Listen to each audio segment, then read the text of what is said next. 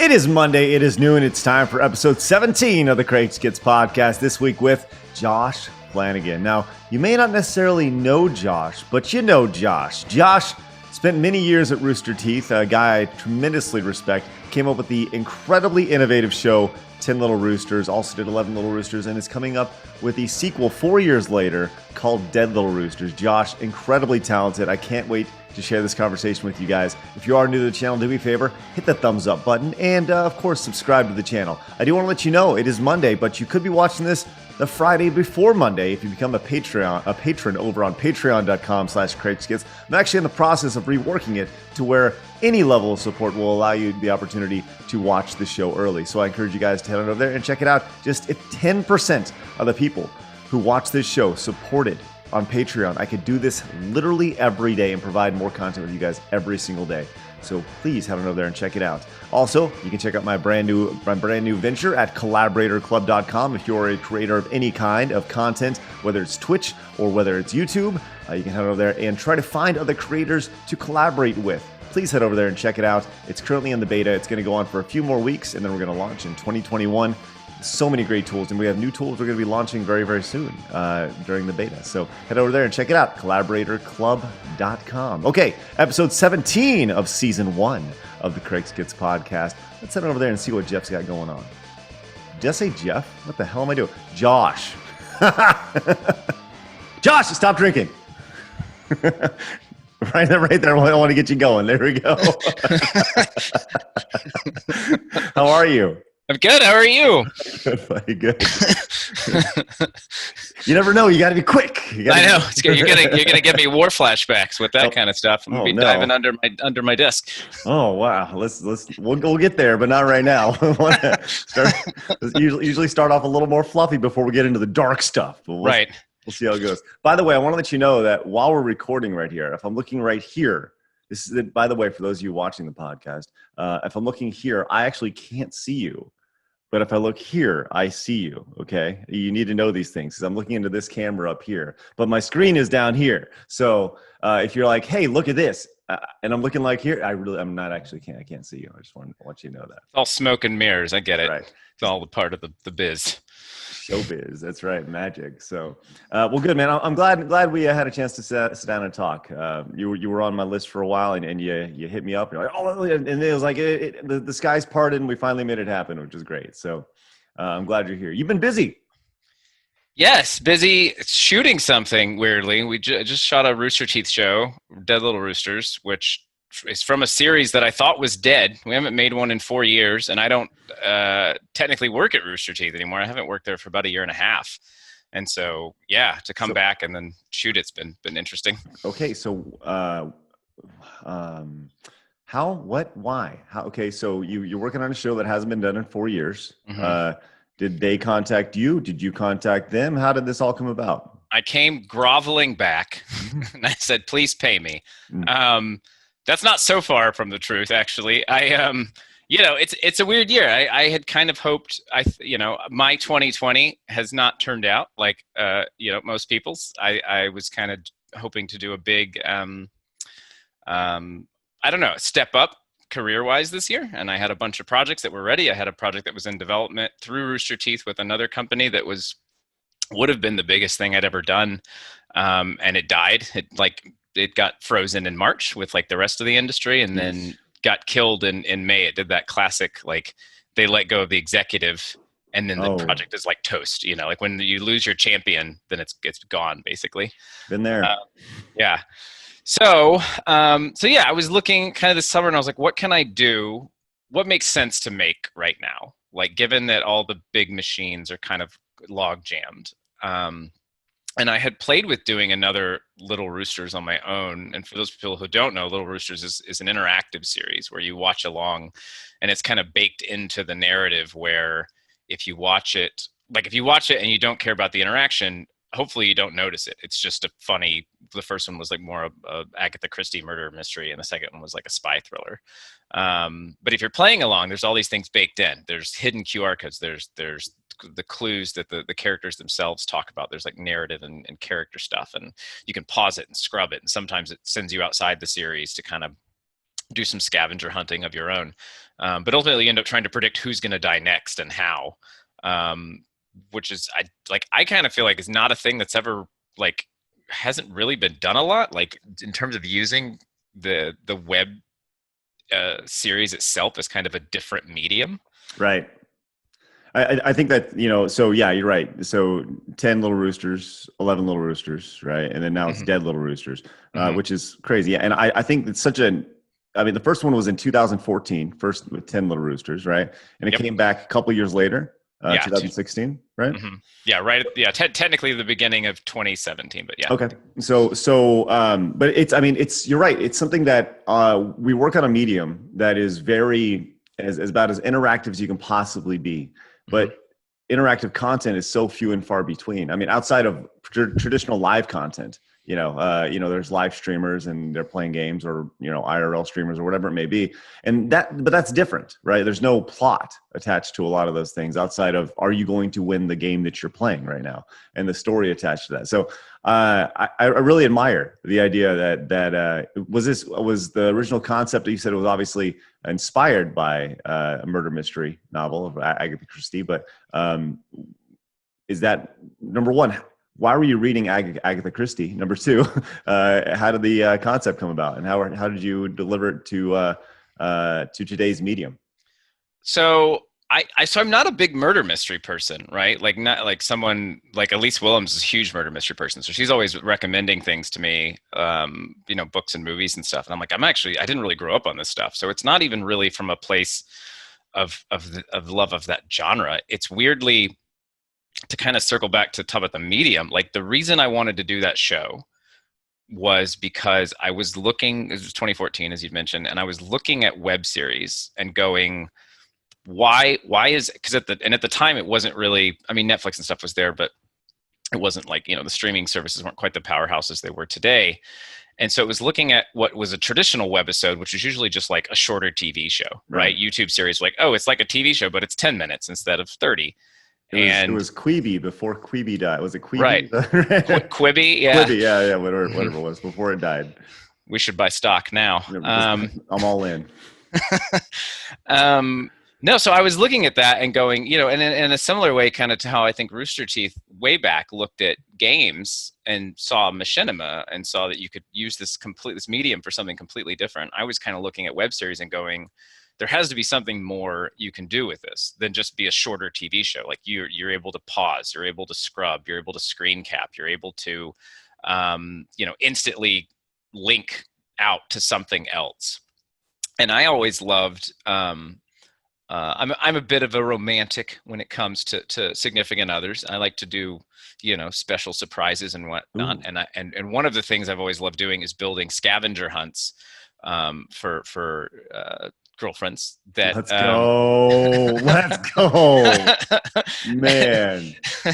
And so, and I don't just mean like, oh, go find this or that. I'll build them interactive. Like I'll write plots for them based around the stuff they like. So like, Nadia, who I'm dating now, is like, she loves like the newer Mortal Kombat games and all stuff. So I wrote this insane plot about how Liu Kang had died and she needed to resurrect him, and I built like a fake grave in her backyard for him.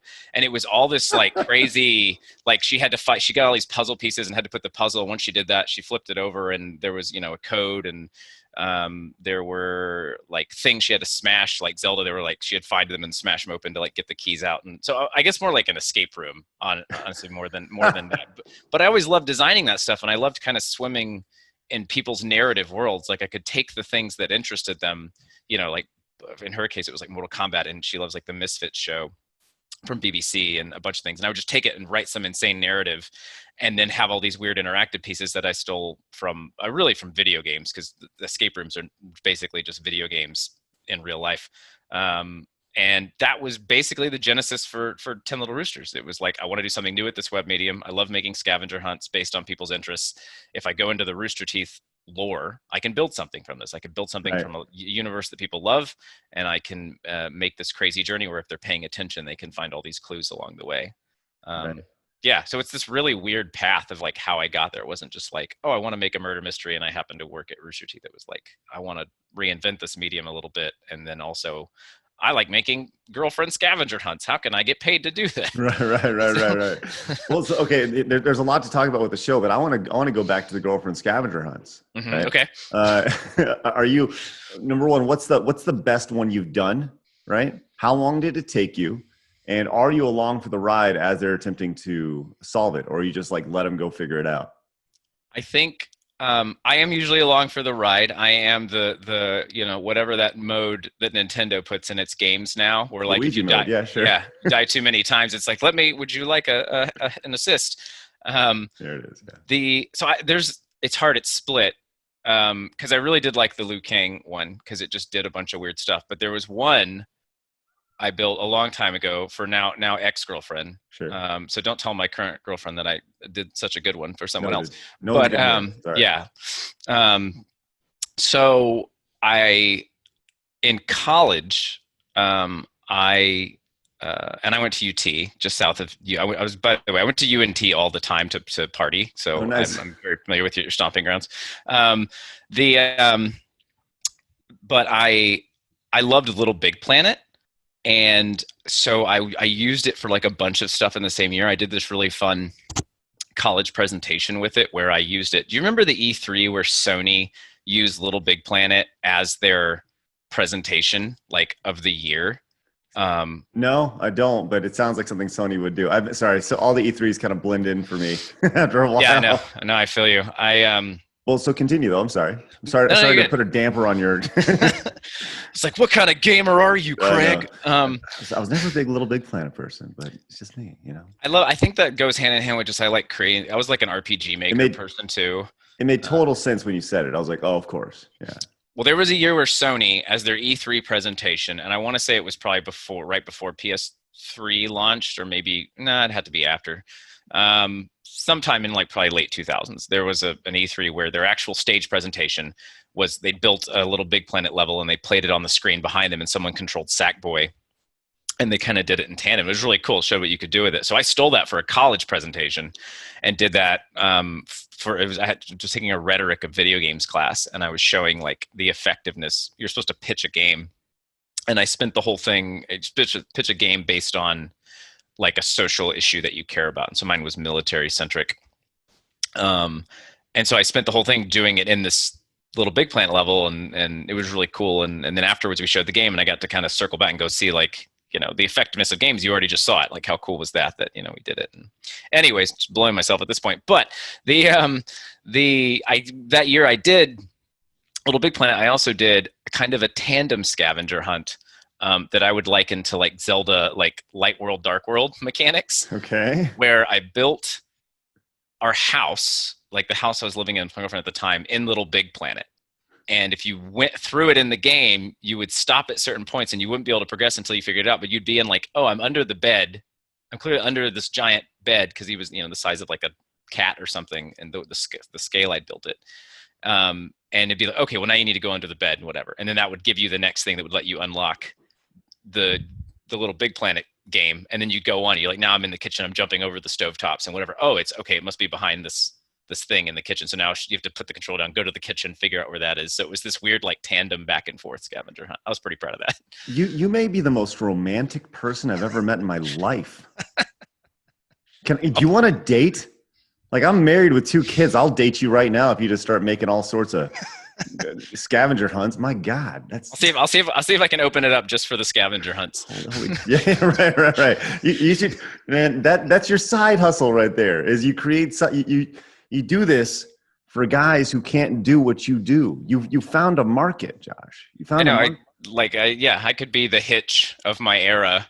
Basically, there you go. I in all honesty, I have thought about it before. I have thought like, I'll bet you there's a business in what I do. But there's a huge business in what you do. Are you kidding me? And especially like, think about this. There's all these like really rich guys, right? Like you think about like the guys who are really well off and all they do is work all day long, right? Mm-hmm. And they don't have time for their family, but they love their wife and they want to make her feel special. And they know high level things about their wife, so that what they do is they provide you with those things. Right. And then you make these things, you charge them, I don't know, like 10 grand or whatever, probably, whatever. And all of a sudden it's pocket change for them. You're over here having a great time doing what you're doing. And you're making, these guys they're getting laid afterwards. It's great. No, it's a good. I need to sit down and do the numbers. I think sometime. I totally agree with you. I think there's a market for it. It's just I haven't put in the effort. Put together the business plan. I think this is. I'll think about investing in it maybe. Okay. You'll be like, I'm not just an investor. I'm a customer. I'm also a client. That's right. Going George Zimmer with the Men's Warehouse over here. Yeah. That's awesome. Well, so the show obviously, you had the first season, which was very witty. The second season kind of went in a different direction with the spy direction, and that was very. I was looking through your Twitter, and when Dead Little Roosters was announced, someone was like, "Is this season going to be as snappy as the first season, or as drab, or whatever it is for the second season?" Oh, I saw that exact comment. I know. It was like, so it appears to that one person, though, at least that person didn't very much like the second season. Right. But it is what it is. I'm just a tough lesson for you, Josh. I don't know if you know this or not, but you can't make everybody happy online. Right. No, I'm slowly learning that. I think just this year I've learned that. No, it's weird. I think I don't like to repeat myself if I don't have to. Like, so with 11, I wanted to just do something very different, and there's kind of a lesson learned. I think overall, not just with 11 Little Roosters, but I think something Rooster Teeth in general kind of has learned over the years is that the audience doesn't really like people playing characters. Like, they like the personalities to play like variants of themselves. And even if they're in something where it's like, whatever, hardcore tabletop or mini golf or something where it's live and they're like in a character, there's still kind of a wink of like, oh, this is, Michael Jones, sure. But he's playing, like, he's clearly just goofing off as a character versus trying to make the audience believe in a narrative sense that this is someone completely different. For some reason, the audience just rejects that overall. Doesn't hate it, but just is like, it's not their favorite. So I get why people didn't take. 11 was still well received, but I understand those people because that it's sort of sure. all from that circle of criticism. And I somewhat agree because I do think I think even in using the talent over there, their stronger suit is playing an exaggeration of themselves versus like they're not, trained actors. So right. I mean, nobody's really trained at anything. We're just all figuring it out as we go, right? Right. Well, so what can we expect from Dead Little Roosters? It's for that guy is going to be happy because it's very much like 10 Little Roosters. It's a murder mystery. It's 8 episodes. You predict who's going to die the next episode and how they're going to die from a list of weapons, sort of like Clue. And 11 was much more like, had a lot more digital scavenger hunt elements, a lot of outside kind of puzzle solving. And this one's much more like 10, which was more like a logic game. It's like, okay, what weapons have I seen so far? What makes the most sense for these people based on kind of their Rooster Teeth personas and what are they talking about? And it has a core riddle too, which 10 Little Roosters had as well. It kind of like the 10 Little, I don't know, like 10 Little Indians, I guess is the sure. most recent version. They always change it. 10 Little Soldiers, maybe it's now. But that, is that what it is now? Yeah, they keep changing it every time. It used to be like super racist, and then it gets a little less racist each time. And I think now I think they settled on 10 Little Soldiers. I'm sorry, I don't think you can say soldiers anymore, Josh. 10 Littles. Probably can't say littles. No, I can't say little. Then that's offensive to somebody. So let me throw out I'm going to throw out my prediction. Okay. For Dead Little Roosters before I even know who's on. I did see the trailer, but before I know anything about it, I'm just going to throw it out there, and we'll reconvene after 8 episodes. Okay. And I'll be able to tell immediately if I'm right now. Here we go. I'll get back to our conversation with Josh in just a second. But first, I want to remind you, if you made it this far, please consider heading over to patreon.com/CraigSkitz. Any level of support you have would be huge in my efforts to hopefully turn this into something I can do on a day-to-day basis. Once again, you guys allow that through your support. The most money I've made on an episode of this podcast on YouTube is like $12. So, it's not really exactly a full-time gig or anything. So, so head on over there and check it out. Patreon.com/CraigSkitz. Thank you guys very much for tuning in. And of course, collaboratorclub.com. Head on over there if you're a creator of any kind of content on Twitch or YouTube, it's calling your name. Your ability to grow is right under your nose. Head on over there and check it out, collaboratorclub.com. All right, back to our conversation with Josh. I think Alfredo with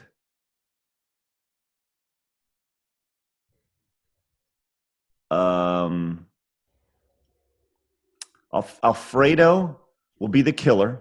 Okay. With what are those things that you like a big ass wrench for some reason that just is gonna bludgeon somebody to death. Okay. And it'll be at his house because everyone's quarantined. So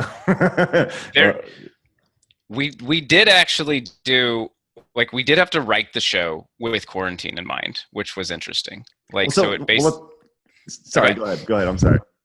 No, it's just interesting you're saying that everyone's quarantined, because like when we pitched it, we were like, what can we film based on COVID parameters and all these things at the time? And they kind of actually loosened up a little bit by the time we actually started filming. But we basically wrote a murder mystery where this isn't spoiling anything major, but like basically the first murder has already happened and all these people are in a mansion. And so the police have arrived and they've quarantined each person in their guest room. So that was kind of how we got around it from a narrative sense. And there's all kinds of cool, like Wes Anderson-y ways we get around people not being in the same room and like being able to look out keyholes and through like portrait holes in walls and that kind of thing. So we had to really creatively write it actually to be in quarantine. But you're right, Alfredo is probably the killer. So all right, I won. Yep. sorry, internet. Sorry, Rooster Teeth fans. I did it. I solved it. Man, well, let's talk about those challenges though, because the challenges of quarantine, the challenges of having a live action production while a global pandemic is going on and there are restrictions in place and you have to get testing and stuff. Like Hollywood is still shut down, right? Like there's nothing being done, and you're making a web series that's that's an interactive thing. Let's talk about that.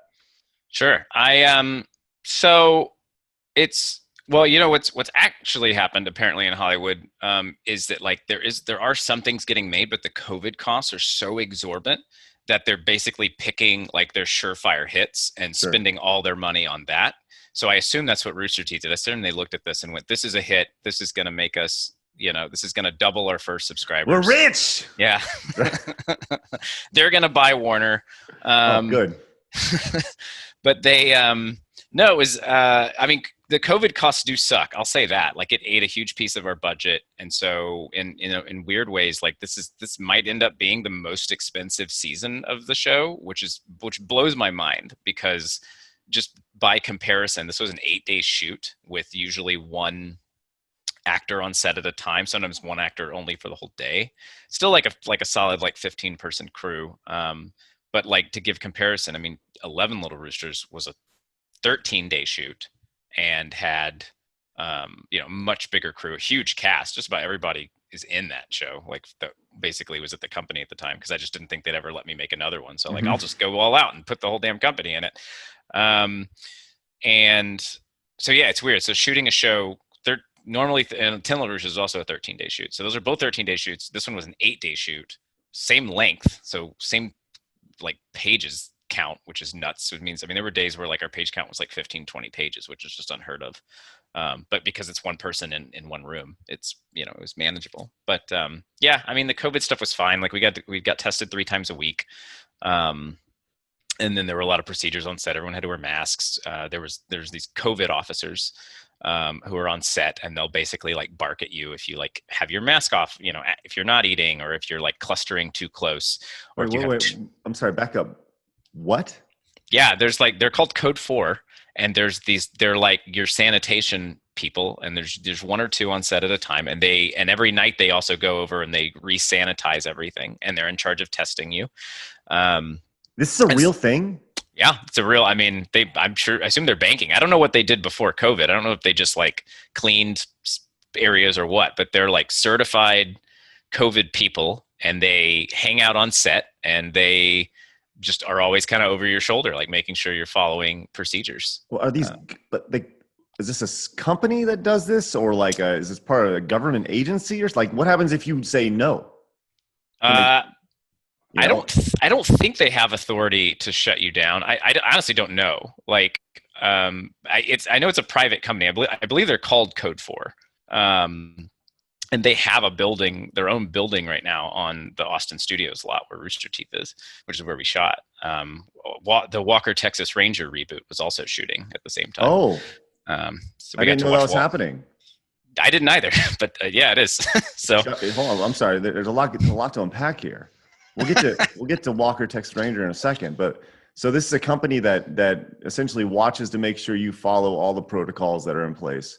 Mm-hmm. They go off CDC guidelines, and so everything is by whatever the CDC is recommending. So frequency of testing, and the way they handle your meals is kind of wacky. Like they can't do, most sets when you have meals are like kind of I wouldn't say buffet style, but you like go down a table and you grab the things you want, whatever. And like the COVID rules are, they have to pre-package your meals like a child, like you're getting it, from a Lunchable or something. So I remember we had one day where the restaurant messed up and they sent it over bulk, and they literally just had to throw all the food out and reorder from a different place, which is, what are we doing? Oh my gosh.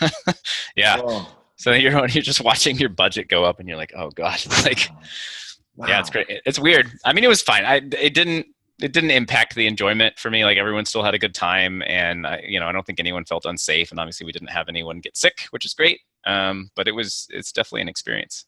Wow, that's crazy. That sounds so like Big Brother, like literally looking over your shoulder to make sure that you're wearing your mask. Yeah. Man, that's crazy. Well, let's talk about Walker Texas Ranger for a second. I'm sorry. This is my first time hearing this. You said you weren't aware this was happening. Right. And I'm asking you this just as somebody who knows that this is happening. Do you know if Chuck Norris is associated with Walker Texas Ranger? I don't know. I know as much as you now know, which is that it's coming and it's filming on at least partially on the Austin Studios lot in stage 3. And I don't know. I mean, it is a reboot, I think. So I'm assuming he is not in the titular role. I don't know who is, but I would guess just based on him that he's at least like a producer or something, right? Just even based on money, like he must own some piece of Walker. You would think so. And by the way, I'm doing a quick Google search real fast. This is important breaking news that we have to get squared away. I know that it's going to arrive in 2021. That's all we know. And it's going. Oh my gosh. They're changing the name, Josh. What is it? It's just going to be simply called Walker. Maybe. What are we doing? Are you saying you're not a fan of soft reboots? And well, this is probably a hard reboot because it's a new actor. Listen, the only thing that I'm a fan of is bringing back series that haven't been around for 4 years that are done by you. Josh. Thank you. That's what I'm a fan of. that's what I'm a fan of. I really am surprised it's back, but I do think it's because when I made 11, I was like, this is it. It's never going to come back. And obviously when I left the company, like I was like, this is definitely, I think this dies with me. I don't think this is something they're going to be interested in because of the scavenger hunt aspects are usually, it's like the one series where I felt that I helped create or show run where I felt indispensable. It's like, I don't think you can make this without my weird scavenger hunt brain, like building the engine. Right. But I do think it's kind of the perfect show right now. And that was also part of the reason I wanted to make it right now is because people need entertainment right now. They need stuff to do. And one of the great things about this series is that it gives people, it's a 10-minute, 15-minute episode every week, but then they get to spend the whole middle of that week like solving this weird puzzle, and they can solve it with friends or with other fandom or with their families. And it was always really cool. Kind of a weird, something I never really anticipated was that like that collaboration aspect. And so when I would go to RTX or whatever else, people would bring me their like detective scribble notebooks of all their calculations and how they'd figured stuff out, and like talk about how they did it with their, like they worked together on it with their parents and stuff. And I was like, wow, it's just kind of amazing. Like that's great. Yeah. So I think, it honestly, like in terms of surprised that it's back, but what better time to bring it back than when people need a little bit of distraction and a reason to interact with other humans again. Right. Well, so let's talk about it. You said, you obviously are coming back to work as a freelance worker with RT. So, are you are you allowed to talk about why you left, or did you choose to leave, or was this, how was the departure from Rooster Teeth? How was that handled? Because I just saw that you said I'm no longer with the company, and it was like 6 months after you weren't with the company. So Yeah, I did it. I snuck it in there. Not that anyone would have cared. I mean, I was always like sort of, the Tara Reid of that company, or I don't know, Skeet Ulrich, like name some like third, I guess he's big now because of Riverdale, but somebody, Joe Piscopo, how about that? There's no, so like, I didn't think my departure news would impact anyone particularly big, but I was in the middle of, I finished filming, Arizona Circle, which I was a show ran with Elise and we created together with James and Bruce. And then I spent the rest of the show, of the post-production of the editorial on contract finishing it. And so I didn't want to make any announcement until we finished airing the show, as not to diminish it. Now, again, I don't think it would have mattered at all. And I mean, especially with that show, because nobody watched that show. Although I did learn from your podcast that it's the pinnacle of James's career. So yes, if he's watching this, you're welcome, James. Hey, you know what? As it's the old saying, right? Like, I'm not saying the show is trash, but one person's viewership trash is another person's life treasure, I guess, right? Like, yeah. My favorite, we talked on that same podcast, we talked about Tuesday night game fights. I love Tuesday night game fights. Nobody watched that show. Nobody cared about it, So yeah. But I'm sorry, continue. No, I think this is a little bit, Arizona Circle, I think, is a good kind of iceberg piece to talk about my departure. But in terms of like when we made Arizona Circle, we were basically told, like just kind of the business state that Rooster Teeth was in. We were basically like, this is like, you're not going to get a second season. Like, we can already tell you, unless this does phenomenal numbers, that you're just not going to get a second season, because they went through a period for a couple of years where they made these higher tier shows, like Day 5, which I also show ran for 2 years, where they didn't perform. They didn't perform. And I think it's more like they just didn't have the right model for it yet on how to make that stuff profitable behind a paywall, and without having secondary distribution, or without making them explicitly for Netflix or Hulu, or in Day 5's case, like El Rey and Sky in Europe picked it up, which was nice. But so Arizona Circle was sort of the last breath of that. Where your when girlfriend we made found another clue, by the way. Yeah. I know, I heard it. My dog barks every time my phone dings. So yeah, it was kind of, we were basically told, like, when it was getting greenlit, that like, this is basically all you get, which is in a way kind of freeing, because you go, well, I guess I can do whatever I want with this series, because you're not going to give me another one. You can't cancel me. You've already canceled me. Right. And then at the same time, though, it's a little bit disheartening, because that also, I think, kind of affected internal morale on it, and it didn't get. I think part of the reason it didn't get a big viewership is because it just wasn't. It wasn't a promotional priority for the company, which is fine. Like, it's I don't want to cast shade here or there, but like, that's sort of like, that era of programming sort of died at Rooster Teeth, and I could kind of see the writing on the wall of that, which is fine. Like, they started as a web company, and they kind of shifted more back to those web roots and like Let's Plays and things like that, and more unscripted, personality-driven content. And for me, having made the trajectory through the company of starting with small shows, 10 Little Roosters I made for $25,000. And I did everything on. I was writer, director, editor, producer. I ran the contest. So to come from that, and then to go to these multi-million-dollar series like Day 5, and even Arizona Circle was over $1 million, all said and done. It was, I couldn't go back, and so it was more looking at what made sense in terms of kind of the landscape. And they still, Rooster still has a development department, and is working on getting some bigger things made. And obviously, it's had some larger kind of name projects get made, like Genlock with Michael B. Jordan and such. So I just kind of eyeballed it. End of 2018, I was like, all right, I need to switch into something else. We need to change what this relationship is, because I don't think I don't think it's going to make sense for me pretty soon to be here. And I honestly think if I hadn't done that deal, like I think there's a pretty good chance I probably would have been in the layoffs that were later that year. So so how did your role shift? I went to a first look deal. So I went on contract, I went on salary, and I am lucky. It's easy to talk about jumping, make jumping ship seem like a scary thing, or like, it's a certain, this kind of strange level of uncertainty. And I think that's always been one of the perks of Rooster Teeth, I think, in the entertainment industry, is that having job stability is a pretty rare thing, since most of us work like gig to gig on contract. But I had a couple weird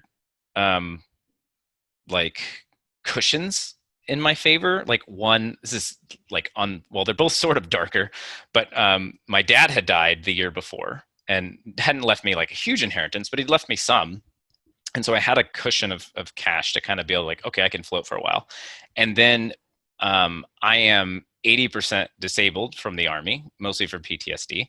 And so I also have, other than dental, I have free healthcare from the VA. So I was able to, weirdly, because of these two more tragic things, make a leap confidently and go, okay, I can go to this contract role. I still am going to have healthcare, and I'm still going to be able to, float if I need to between projects. But even with that, I still signed a contract with Rooster Teeth as a first look deal. So I was getting, like, basically paid a retainer to pitch stuff, is how those usually work. Well, you're doing it now, right? And I'm doing it. that's crazy. It's funny. This podcast goes in so many different directions, right? I hear something and it kind of piques my interest, and I'm like, I want to go that way, right? And sure. You said something in there that really piqued my interest, right? You had time in the military, and you said you're 80% disabled, which is a very kind of arbitrary number that is put. I know this because my wife's dad is he was 20% disabled from his time when he was in Vietnam. Mm-hmm. And his thing was like he can't walk anymore. He was exposed to all these chemicals and stuff. And a few years ago, he had to go back in and essentially fight. And now he has 100% disability from that. Yeah, which is like it was so backwards to think, like, just that some guys like, well, yeah, you're 20% disabled. And it's like this arbitrary number, whereas, like, how you think, what your body, how it happens, and it's based off how some guy feels that he thinks you are, right? And that's so, like, crazy to me. But and their math doesn't even add up. Like, the way I get to 80% is I have 70% for PTSD, and then I'm rated 40% for my knees from carrying a machine gun in combat, and somehow that adds up to 80%. Of course. Yeah, Army math. Right. Well, do you want to talk about your time in the service? Sure. Yeah. Cool. Go ahead. No, do you have specific questions, or what? Well, no, I know some people are very open about their time. Some people are not. I don't know. Like, I guess, let's talk about, like, what you did, because this was right out of high school, correct?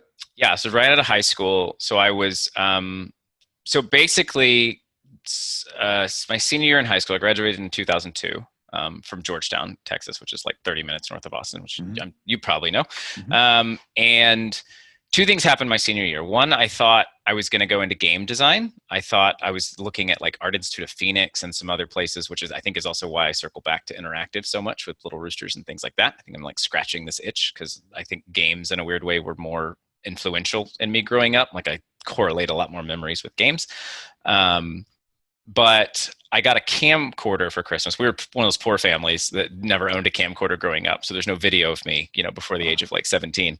But I got one for Christmas finally. And I made a movie that day, like, just editing in camera and, like, shooting, even though it was, like, shot reverses, I would just go back across the room for each line of dialogue and all this stuff. And I just loved it so much. And I thought, okay, I think I should do this. So that changed my senior year. I knew I switched from video game design to filmmaking. And then the other thing that happened was September 11th, which happened the fall of my senior year. And before that, I had no inclination of joining the military. I'm not from a military family. I think my granddad, who died way before I was born, was in World War II maybe, but it wasn't like a thing. Like, there wasn't any sort of legacy element. Sure. to my family. And so, but that happened, and maybe this isn't in line with you're saying, if me being so romantic, but I did always have a romantic ideal of soldiers and Sure. and service to country. And when that happened, I knew people were going to have to go and fight, and I felt like it was my responsibility to go. And like I felt like it wasn't fair that someone else was going to go and not me, that I'd be in college or, just partying or something. And there would be people who would be fighting this war when it felt like we'd been just so overtly attacked. So I signed up. I signed up before I graduated. I signed up in February. And I took the ASVAB, which is, the Army vocational test, and did really well in it. And so basically they were like, what do you want to do? Like, you could do, I think the GT score or something is what determines, and this is not just telling you the story, not trying to say how genius I am, because the ASVAB is, I don't believe that to be the hardest test ever, but because you're so genius. That's right. Because I scavenger hunted my way through it. That's right. But I did well enough to qualify for any job, basically, that didn't require like a college degree already. And they were like, what do you want to do? And I was like, if I'm going to go, I want to be infantry. Like, I want to be on the ground. I want to be frontline, because I don't know why I'd go otherwise. So I qualified for the highest scoring things, and I chose the literally lowest qualifying score job I could do. And so I signed up as infantry. I was out of high school for a month, and then got shipped to maybe a month and a half, and then got shipped off to basic. So I never got that kind of like summer after senior year where you hang out with your friends. I got a month basically, and then I was in basic. And then I was at Fort Hood by that November, which is between us, you and I, like right smack in the middle. And then by then it wasn't, I didn't know where I was going. I assumed I was going to go to Afghanistan, but then the Iraq stuff happened. And so by the next April, I was in Iraq. So I was 19. I was 19 when I deployed. Well, so first, how did your parents react to you saying you wanted to join? They were very supportive. My parents were great. Like, both of them, they were divorced at the time, but they were both, separately, proud and I mean, they were scared, obviously. Sure. But it was more my parents were great. My friends were not. My friends thought I was an idiot. They were like, I don't know what you're doing. Cause I was always reasonably good in school, and, could have obviously wanted to go to college, but I wanted to do this first. And so they just thought I was insane, that I was not just going to go straight to college like all of them were, and whatnot. I don't know. So you ended up over in Iraq. Mm-hmm.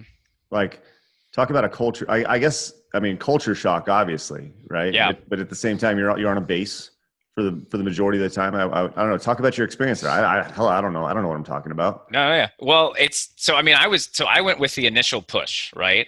I usually say initial invasion, but it's invasion is kind of a weird word. So I was there. We were there right behind the first units that got there. So 3rd ID got there first, and 101st got there in the north. But I went to Kuwait for 2 weeks, flew over, acclimated to the weather in Kuwait for 2 weeks, which was scorching hot. Got used to drinking 9 liters of water a day to stay hydrated. Carrying a lot of gear. I was a machine gunner when I deployed, so I had a 240 Bravo machine gun. It's a 27-pound gun without ammo. And so you're kind of pitched forward with it, which is why my knees are so busted. And also all your gear, your other gear is probably 45, 50 pounds. Wow. And the summers are hot. There were days where it was 120 something degrees. It's real hot. Acclimated for 2 weeks. Then we drove over, and I was also in a mechanized infantry unit. So we had these things called Bradley fighting vehicles. I don't know if you're familiar with those, but they're basically a love child of a tank and a personnel carrier. They've got a turret, a smaller gun than a tank, a 25 millimeter gun, and then a hatch in the back that holds a 7-man squad. Wow. So we had those. We had four per platoon. And, so when we got to Iraq, nothing was established. It was Wild West. So the first couple of weeks I was there, we were sleeping in tents, outside the mountains. We drove past Baghdad and took route in the north. We were in this little town called Beji, which is by Tikrit, which is Saddam's hometown. And so over time we took over this old airfield, this old Iraqi airfield, and kind of rebuilt parts of it. But there was no bases. It was just it was literally coming in and building everything from scratch. And wow.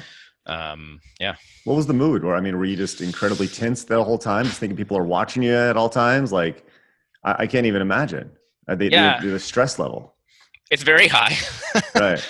um, I mean, it's one of those weird things. And I talk about this with friends sometimes, I mean, especially with other vets, where it's this really weird. I mean, yeah, the tension's high, and you basically have to get used to this idea that you could die any minute.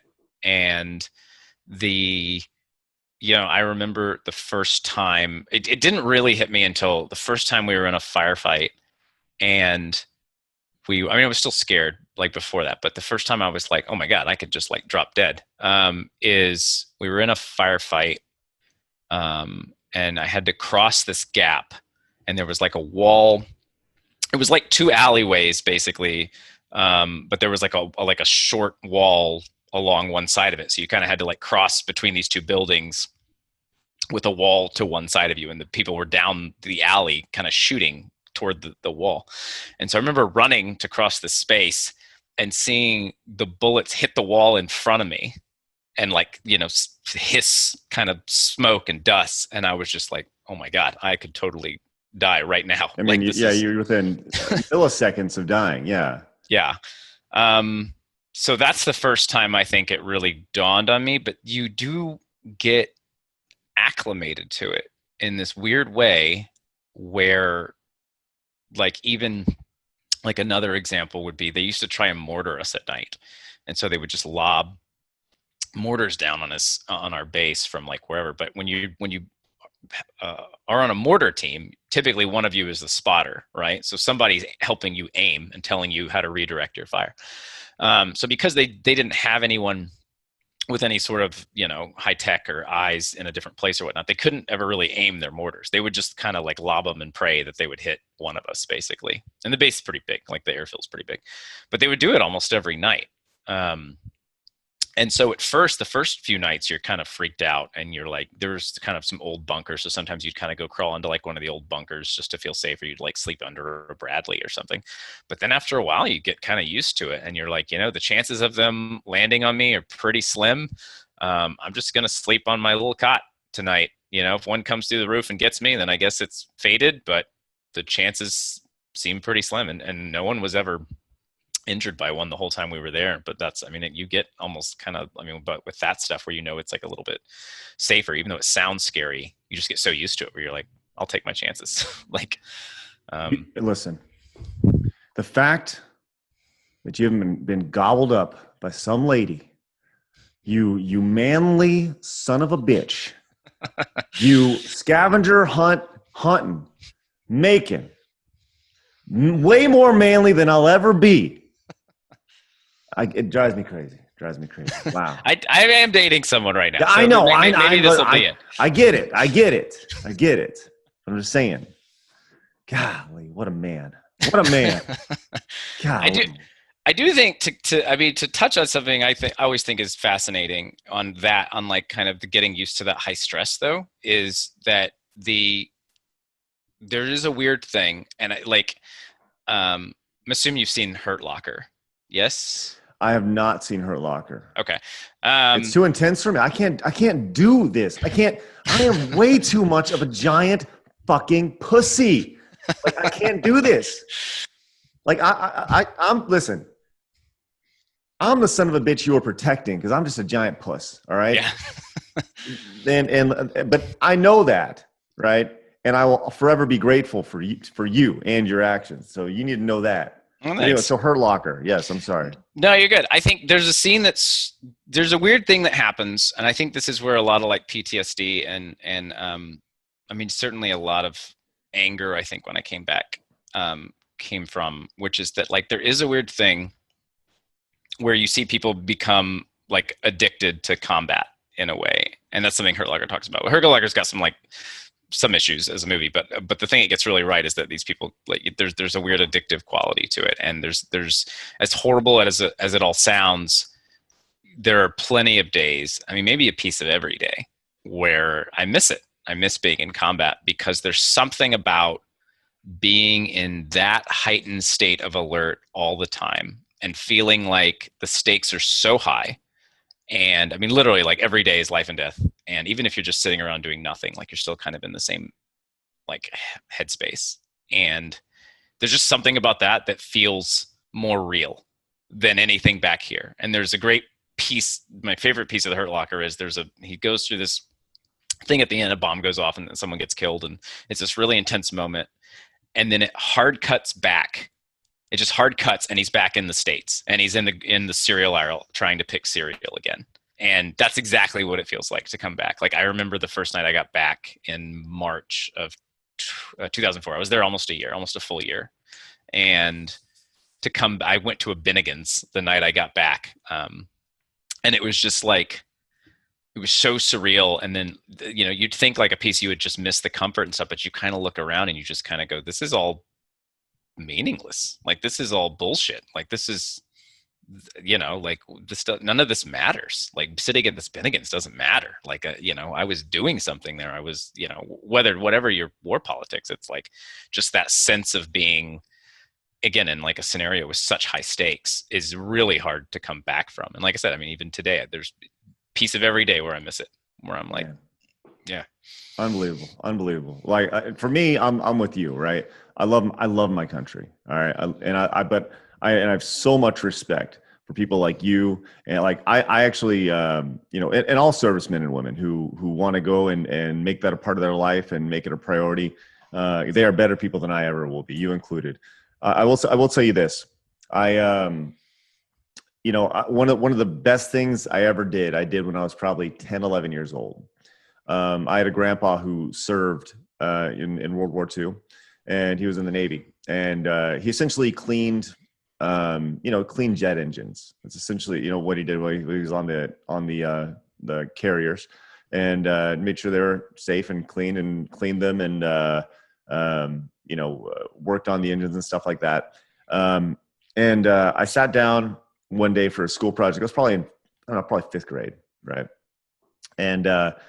And this is before you could just pop your phone up and start talking to somebody. So I called him and I recorded our conversation. I did it was a school project where I was talking about, someone in your life that you admired. And my grandpa was a very, like, he was a strict military man. Like, it was in his blood. And like going to the base was like a big, like, it was like going to Disney World, right? Going to the base and going to get tax-free items and stuff like that. But I sat down and we talked for probably 2 hours, hour and a half, 2 hours.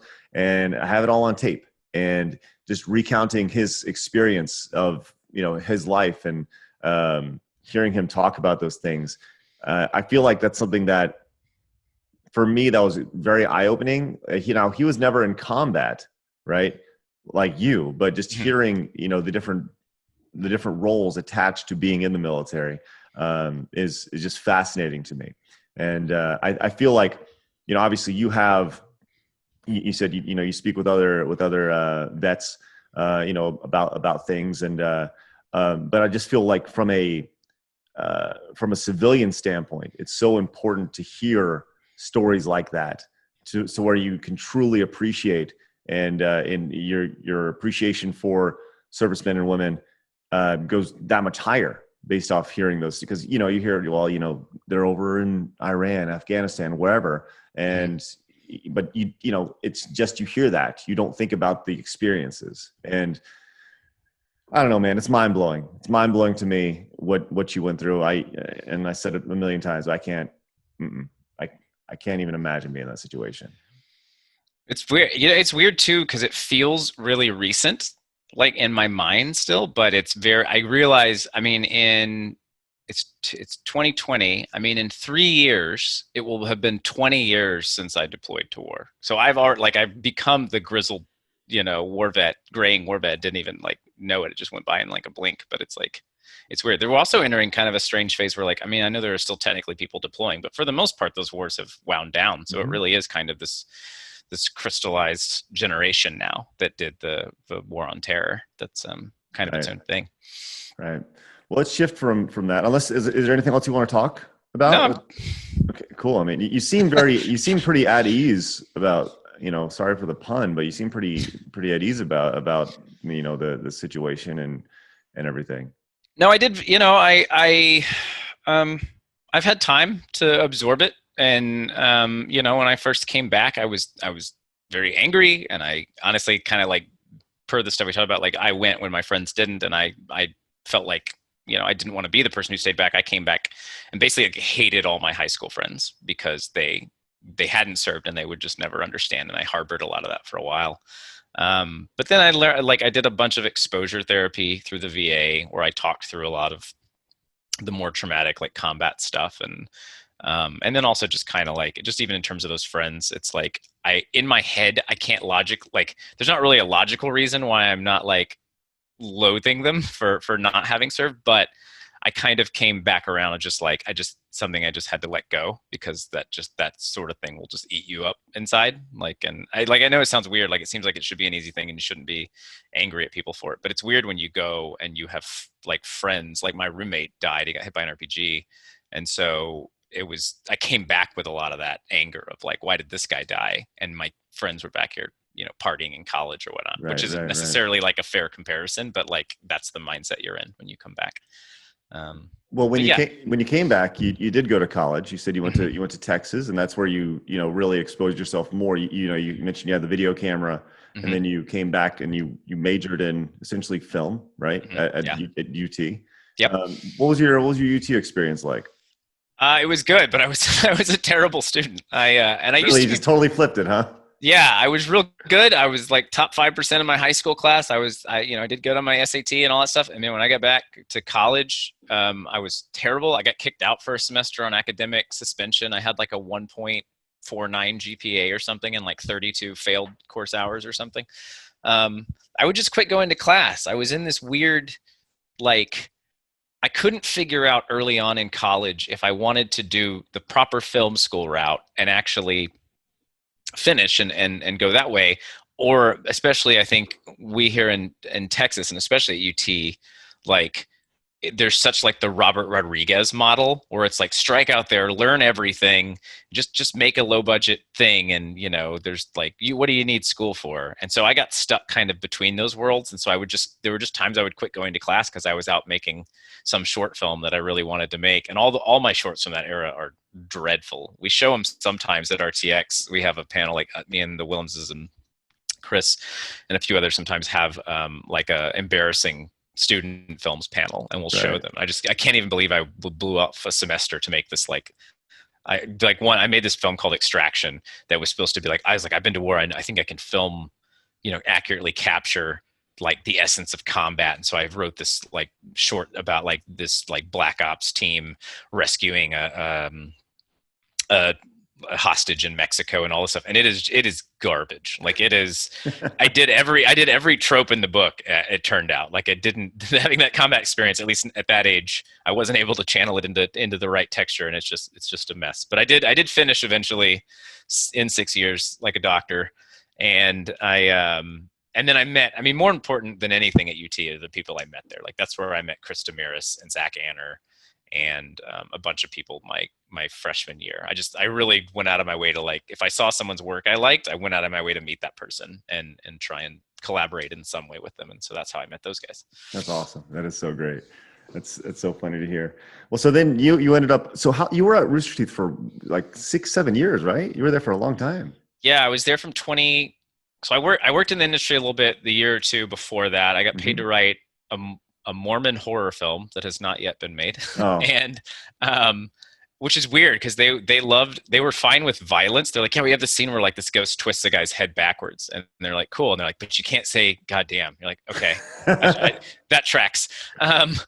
And so I wrote that, and then I wrote a Western for a company that it's getting kind of a resurgence now, that script. So I'm hoping that actually gets made soon, which would be really fun because it's like this weird, like almost like mad. It's not fantasy, but it has a very Mad Max feel, but in like the frontier West in like the 1850s. So I did those, and then I produced a show with Zach for Google called Riding Shotgun that was in sort of the before Rooster Teeth had YouTube had YouTube Red. They did like a weird seed funding program where they would fund like series for $100,000 and you could just kind of throw them up. So Zach got that greenlit with Alexis Ohanian for Google. So I made that, and then the whole time I was kind of doing weird little gigs for Rooster Teeth. Like I filmed at the first RTX in 2011 and did some editing and some acting work actually for them that never saw the light of day. But finally came on in fall of 2013 as like a full-time employee. And then I was there till May of 2019. So yeah, about 5.5 years as like an actual salaried employee. That's awesome. Did you have a favorite project that you worked on for all the RT fans who are very curious? Obviously your own, but how about outside of your own personal projects? Ooh. That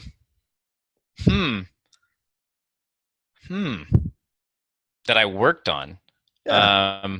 The thing is, like, I didn't work on that much that wasn't mine. Like, it's like I was always kind of weird, like I said, like this sort of C tier, like on camera talent. So I wasn't pulled into like a lot of other people's shows.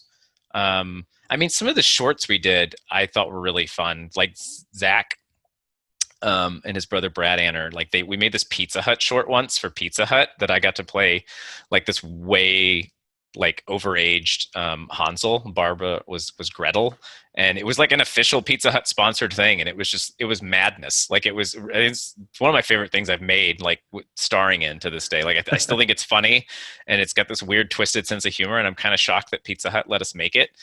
So probably that. Oh, and then, well, I guess too, when I edited, so the first job I actually had there was I was an editor, which I taught myself to edit over the years. And I was an editor on their reality show the Gauntlet season 2. And I cut this episode where they had an Unreal tournament with 16 players. And so the raw footage of that was nuts, right? It was just like, here's 16 feeds and here's all the cameras of all the people. And, Unreal happened so fast that like people would die within 2 seconds of each other and get eliminated. And it's like, right. Oh my God. But I was able to take all of that, pull it out, find the individual plot threads, look at the plot threads from previously in the season, how to build those up and set those up with the pre-interviews, and then have a really good payoff. So I was really proud of that episode. That's probably my favorite thing I've ever edited. And so technically not my show that I didn't run, but episode 7 of Gauntlet season 2. That's great, man. That sounds fun. Specifically episode 7, Gauntlet season 2. I love it. I love the specifics on it. What's the name of the Pizza Hut commercial? I think it's just called Hansel and Gretel, like Rooster Teeth. It's on YouTube. Okay. It's a sponsored Rooster Teeth short. It's just mad. I have like my beard at the time, and they like sprayed it blonde, and they sprayed my hair blonde, and I look hideous. And I was also fatter, so I just look like a troll. I'm looking it up after we're done here for sure. Okay. I got it on my notes over here, which is great. That's great.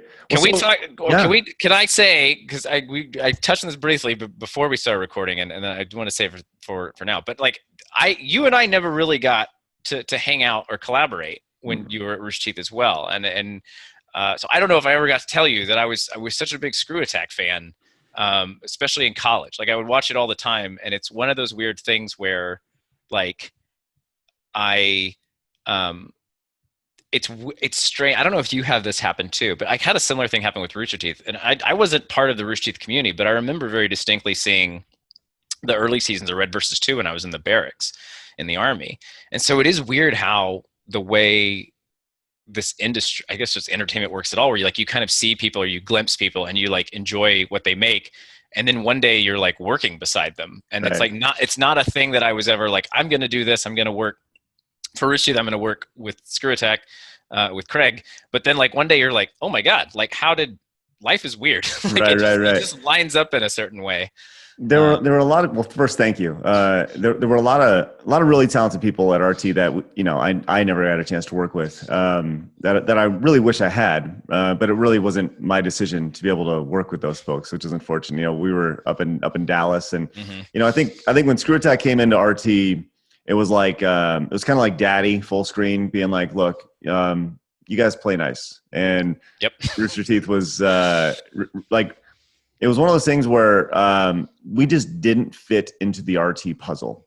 It's hard to, it would be like if they said to us, like, look, hey, Rooster Teeth, you're going to Screw Attack. I'd be like, I don't know their audience. I don't know what they like, and so it just didn't work out. And now it's shuttered forever. So Maybe I thought Little Roosters was gone. It came back. So who knows? Maybe who knows? 4 years from now. Who knows? Well, it's been. I mean, it's been 4 years. Well, now I guess they shuttered it probably about 2 years ago officially, but Okay. you know, it was about 4 years when let's see, I left Screw Attack in 2016 to start Game Attack, which Game Attack was not the original name. I regret that immensely. The naming it Game Attack. Well, it wasn't really my choice to name it Game Attack. It was that was a Jeff and Lewis decision. But yeah. So many stories we can't tell on this podcast. Right. Well, I mean, I'll say whatever I want, but yes, I hear you. It's one of those things where I've told this story before though. Like we had this list of legitimately probably 25 names for Game Attack before it was Game Attack, right? Mm-hmm. And we went and we were like brainstorming, like we're gonna make this next brand, and it's gonna be like Achievement Hunter and Funhouse and blah blah blah blah, and like it's got to be a great name that really sums it up. And the last thing I want to do is name it Game Attack. That was like the last thing I want to do. I don't want anything to do with Attack. I want it to be totally separate. Yeah. And I think we finally settled because we're gonna obviously be really really high on like couch co-op games and games that you could party up in. So we were thinking about naming it like Party Up, and I remember bringing that to Jeff, and Jeff's like, "That's a really great name. We're not going to name it that because I want to use that for something else." Line, and I was like, "Oh, you son of a bitch! Just taking all our stuff." But he was very upfront about it. I mean, I'll tell you this about Jeff. He was very upfront about the idea. Like, I'm just going to use that for something else down the line, but I appreciate you thinking of it. So, yeah. Oh man. We had a similar issue with Arizona Circle where the working title of that show was Chitty Face. And which means James and Elise just like pulling old terms, like in using, maybe it was Bruce, but I'm pretty sure it was the Williamses. Just like pulling old terms that, are out of use, like Old English. And this was like a term from the 1700s that meant like a scrunched face. And it was like a word that was used to critique prostitutes. So we're like, oh, perfect. And it also just sounds a lot like shitty face. Right. And so we were all into it, and they really wanted to brand that show Funhouse. They were like, it should be like the Funhouse or Funhouses. And we were like, no, we want to make something that stands alone. We want it to have breakout potential, and be able to, possibly get secondary, and especially with all the HBO talk that was going on at the time, like let's make something that's polished enough that could go on HBO Max when it launches or sometime after. And they didn't like that name. So I remember we literally presented Matt with like a list of 80 names. And we were like, any of these we'd be happy with. And he like didn't like any of them. And finally I picked Arizona Circle because that's like Funhouse's address basically. Mm-hmm. And they were like, and we were just like, great, okay, we'll take it. Like at that point we were just so done. Yeah, we're like, you can call it anything you want. As long as it's not Funhouse, like we're fine. So similar title battle. That was I've talked about this as well, but that was a struggle for me going from Screw Attack to full screen and then Rooster Teeth. The idea of, and it's something you kind of came up with Rooster Teeth over the course of several years, right? So you were used to the process of how RT does things. But I went from having like no bosses to having like 7 bosses and having to get sign off on all these things. So previously at Screw Attack, it was like, well, do you have an idea? Okay, let's do it. Let's make it happen and let's go. And then it was like, it shifted and it was like, well, what's the budget and how long is the production and blah, blah, blah, and all these things that make a lot of sense, right? They make a lot of sense. And, but it was less, I guess, less rock and roll, I guess more kind of like, more of a classical approach and more, not as a rebel radio, I guess you will. Yeah. And I watched that change too. Like, when I started there, it was more just like freewheeling. Even when I pitched 10 Little Roosters, it was basically like, I just finished directing and editing some sponsored shorts for Infinity Blade. And they were basically like, give us a reason to employ you. Like what can you make? And so I came back with the 10 Little Roosters pitch, and they were like, great, make it. Here, all right, we'll sign off, perfect. And like, that was it. And so, it definitely coming from that and then going through, and I always had some hand in like bigger things. Like I worked on Laser Team, the script and the edit and things like that. But even those things way back were, it was pretty Wild West, like pretty freewheeling. And then I think as they tried to figure out kind of their internal structure, like you're saying, like all the sign offs and, authoritative levels. Like I just saw it change so many times, and even then it wasn't like just kind of where I think especially like Chris Damaris and I existed. We existed in a weird realm where we like, because we'd been there so long and we talked to Matt a lot, like, and he was my direct boss for a long time.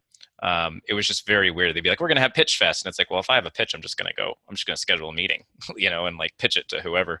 But then eventually it did get to like that circular tier of whatever the green light process was, of like you needing like finance and marketing and everyone to kind of like the council to approve it, which is what Arizona Circle went through. So the council for sure. Mm-hmm. Well, so you're doing Dead Little Roosters now. Where are you? Where's Josh in 3 years? Where's Josh in 5 years? What are you doing? I'm making big stuff. That's the hope. That was my hope this year. And obviously 2020 is just an insane year and nothing's getting made. So I'm kind of reassessing. I mean, I want to make big entertainment. I've always wanted to make big movies and what's that mean though? What's big entertainment? Spielberg. I want to make Spielberg movies. I want to make movies that combine spectacle and heart, and series too. And usually all the stuff I write either veers either fantastic or science fiction in some way. Like I just love otherworldly stories that still have very like human elements, and like, like I don't know that I would ever want to make something like I mean, District 9 to me is like a good example. Like that's a movie that's about apartheid, but they've cloaked it in like this crazy alien, South African story that I just think is really cool. Or like E.T. E.T.'s a story about overcoming divorce, right? It's like a child dealing with his parents' divorce that just happens to have this crazy alien friend. Or even like Aliens, which I'm also a big James Cameron pre-Avatar fan. And just, like Aliens is like the story of like maternity and all these things. Like it's so great and everything works, but the action and everything on top of it, or Die Hard too, like, right, about a marriage falling apart. Yeah, I love that stuff. You need to know something. You listed 4 metaphors there in those movies that I had no idea existed in those movies. which is fine, but that's why they work, right? Like they work because there's this beating heart underneath it, whether it's perceptible or not, that makes them move and feel the way they do. I mean, obviously like the action is the action, but the stakes feel high and you like the characters and the dynamics because those underpinnings are there, like it's a lot of subtle stuff. Like I don't want to make stuff that like beats people over the head either, but yeah, it's, that's, I don't know. I love that stuff. I said a long time ago, I said, when it comes to movies, I just want shit blowing up, and I can't do metaphors in films. Right. And I'm not that smart to be able to see and read the underlying theme of these movies here. So to hear all these things, like I kind of want to go back and watch all of those now to see exactly what you're talking about, which is fascinating. Yeah. And again, you don't have to look for them. Like they work because they're there. And like, it's like, I don't think any of that stuff has to be in your face perceptible, but I think your brain subconsciously makes the movie a better movie because somewhere it knows that like there's some core human relationship theme that's making all of it work. Well, let me ask you about a Spielberg film that I found recently after watching it, that some people don't like this movie, believe it or not. Josh. Okay. Some people don't like, on the internet, some people don't like this movie. And I'd love to hear your thoughts on this movie, because this is, I watched it recently with my 6-year-old, and her mind was blown. Okay. I'm talking about the greatness of Hook. So, oh no! I that's one of those weird movies where I have a split opinion from when I watched it as a kid and when I watched it as an adult. And as a kid, I loved it. And as an adult, it's got some issues. I mean, I still think a lot of what it does works. I think even Spielberg is quoted as saying like, he has a lot of problems with that movie, but he's really proud of like the first 30 minutes. Like he thinks the first 30 minutes are great. And then the rest of the movie, he could like take or leave. But there's like a food fight and like the kids and Peter's flying and he's taking on Hook and it's so good. Oh, it is good. It's still a good movie. I don't think it's a bad movie, which is weird when people say it's just like, it's bad. I don't believe it. I still think there's a baseline of quality to most Spielberg movies. There's a lot of great moments. I think that one just maybe feels like they're not tethered together as tightly as some of his other stuff. There's like a weird era, like late 80s, early 90s Spielberg, pre-Jurassic Park Schindler's List. There's like his movies kind of have a weird feel, like Always with Richard Dreyfuss, where he's a pilot, like a firefighting pilot. And then Color Purple's kind of in there. I think Color Purple's 86. There's just like ones that like it's like those are more like what people when Spielberg like gets saccharine and like the emotions are a little too much. I think that, and then Hook I kind of feel like is the tail end of that, where it's a little, I think it's a great kids movie. And like I said, as a kid I loved it. As an adult I still like it's still good. I'm in the middle on this. I'm sorry. Me, no, it's okay. I don't hate it. It's okay. Yeah. I don't know if we're going to be friends anymore. That strongly, because you disagree with something that I love, and for that we can no longer be friends because it's the internet. No, but for me, I think it was the emotional experience of sitting there and having my arm around my 6-year-old and seeing her like, whoa, just it blowing her mind, which was in turn then re-blew my mind. So yeah, I loved it. No, that's cool. I need to get a kid, even just to borrow one, so I can live vicariously again and watch all the things that make them watch the things I loved. Well, they take a while to get. There's a process, which I'm sure you're familiar with, but yes, whatever. All right. Well, I'll tell you, this has been amazingly fun. I've enjoyed chatting with you. I really, really, really think you're an exceptional person, and I want nothing but the absolute best for you, man. Oh, thanks. Yeah, this was a blast. Thanks for having me. I've been looking forward to talking to you for a long time. So we should do this again. We should game on something. I game hard. You game? Sometimes. You play Apex? I downloaded it because my nephew made me, so I've been trying. Okay, I'm not very good at it. Kid, you should try hanging out with your nephew sometime. Watch Hook with him. Yeah. Well, you maybe play some Apex together. It'll be fun. Yeah, let's do it. Teach you how to play. Let everybody know, when does Dead Little Roosters premiere? Well, I technically can't say. But let's say it's like within 2 months. Okay, sooner than later. It's sooner than later. It's not. Yeah, it's not too far out. I think there'll be an official announcement not too long from now, but we haven't officially said. But it's pretty. It's not too far out. We just wrapped last week, so it's going to take us a little while to cut it together and everything. So sounds good. Okay. Yeah, okay. But it's coming soon on RT first. Yeah, it's RT first. I think the first episode is technically free, but if you want to play along, the game has cool prizes. I can say that. Like the grand prize is like this big gamer pack where you get a PS5. Like the good one, and then like an Xbox Series X, a Switch. The good one.